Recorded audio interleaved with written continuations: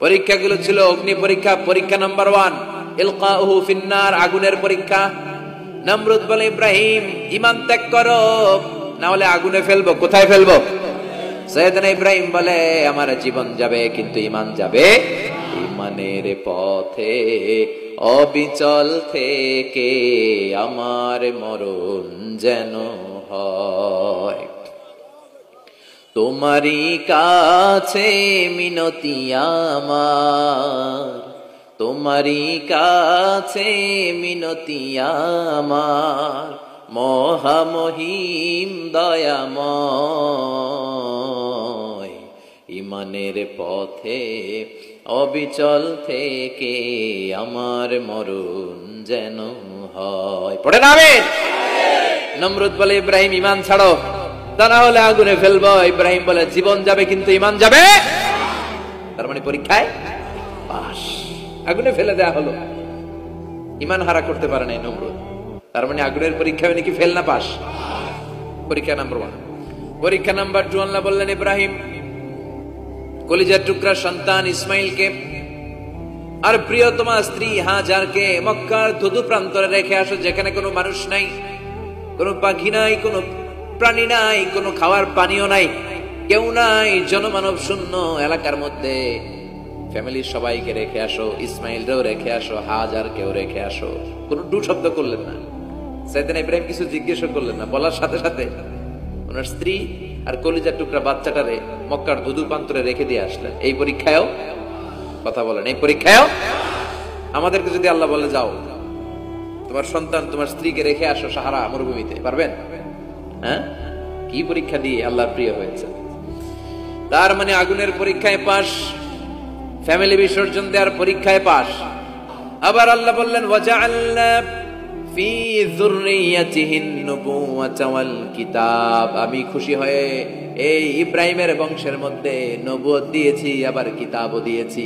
সুবহানাল্লাহ বলেন। তিনি নবুয়ত দিয়েছেন। পৃথিবীতে যত নবী আসছে সব সাইয়েদনা ইব্রাহিমের নাতিপুতি। সব কি বিশ্বাস হয় না? এই পৃথিবীতে যত পয়গম্বর এসেছেন তার 99.99% নবীরাই ওনার ছেলে আর নাতিপুতি। চিল্লায় পড়েন আল্লাহু আকবার। এজন্য ওনারে বলা হয় আবুল আম্বিয়া, father of the all prophets, সব নবীদের বাবা। ওনার বয়স যখন 86 তখন আল্লাহ সাইয়েদনা ইসমাইলকে দিলেন। বয়স যখন 100 তখন সাইয়েদনা ইসহাক আলাইহিস সালামকে আল্লাহ দিলেন। এইদিকে ইসমাইল, এদিকে সবাই বলেন, এদিকে এদিকে সবাই বলেন, এটা এটা ইসহাক। পৃথিবীতে যত নবী এসেছে সব ইসহাকের চ্যানেলে এসেছে। সাইয়েদনা ইসহাক আলাইহিস সালামের চ্যানেলে এসেছে। সাইয়েদনা ইসমাইলের চ্যানেলে নবী নাই, কোন নবী নাই, নবী ছাড়া চ্যানেল। আর এখানে যত হাজার হাজার লক্ষাধিক নবী এসেছে সব নবী ইসহাক আলাইহিস সালামের চ্যানেলে যারা এসেছে সব নবীরা অন্যান্যদেরকে বলে যাইতো, তার উম্মতকে বলে যেত যে সবশেষে একজন নবী আসবে, তিনি হবেন সর্বশ্রেষ্ঠ নবী, তিনি হবেন সর্বশ্রেষ্ঠ নবী।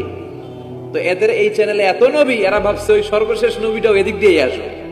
কিন্তু আল্লাহ হাজার হাজার লক্ষ নবী এই চ্যানেলে পাঠালেন, কিন্তু সর্বশেষ নবীটা এখানে পাঠালেন না। সর্বশেষ চ্যানেলের নবীটা আল্লাহ এই চ্যানেলে পাঠাই দিলেন। সর্বশেষ নবীটা সাইয়েদনা ইসমাইলের চ্যানেলে এসেছে। এজন্য ওরা হচ্ছে বানি ইসরাইল আর আমরা হচ্ছি বানি ইসমাইল। সুবহানাল্লাহ পড়বেন না? উনার ধর্ম, উনার চেইন থেকে ইহুদিবাদ, খ্রিস্টবাদ, ইসলাম, এই 3 ধর্মের জন্য। ইহুদিবাদও আল্লাহর দেয়া ধর্ম, খ্রিস্টবাদও আল্লাহর দেয়া ধর্ম, কিন্তু আল্লাহর দেয়া শরীয়তের উপর ওরা অবশিষ্ট থাকে নাই, থেকেছে শুধু ইসলাম। ঠিক কিনা? এজন্য আমরা প্রত্যেক নামাজে পড়ি গায়রিল মাগদুবি আলাইহিম ওয়ালাদ-দাল্লিন। ও আল্লাহ, গায়রিল মাগদুব, যাদের উপর তোমার রাগ ক্রোধ, তাদের পথ আমরা চাই না, ওরা হলো ইহুদিরা। ওয়ালাদ-দাল্লিন, আর যারা ভ্রষ্ট তাদের পথও চাই না, এরা হলো নাসারারা। 3 ধর্মের গোড়া সাইয়েদনা ইব্রাহিমের সাথে লেগেছে। এজন্য এই 3 ধর্মকে একসাথে বলে কম্পারেটিভ রিলিজিয়ন, তুলনামূলক ধর্মতত্ত্বের ভাষায় অ্যাব্রাহামেটিক ফেইথ। কি বলে? অ্যাব্রাহামেটিক ফেইথ বলে। এজন্য ওনাকে বলা হয় আবুল আম্বিয়া। সব নবীরা এই চ্যানেলে এসেছে। তার মানে সব নবী সাইয়েদনা ইব্রাহিমের নাতিপুতি। আবার এই প্রতিটা নবীর জন্য আল্লাহ তাআলা আকাশ থেকে কিতাব নাজিল করেছেন। চিল্লায় বলেন ঠিক কিনা?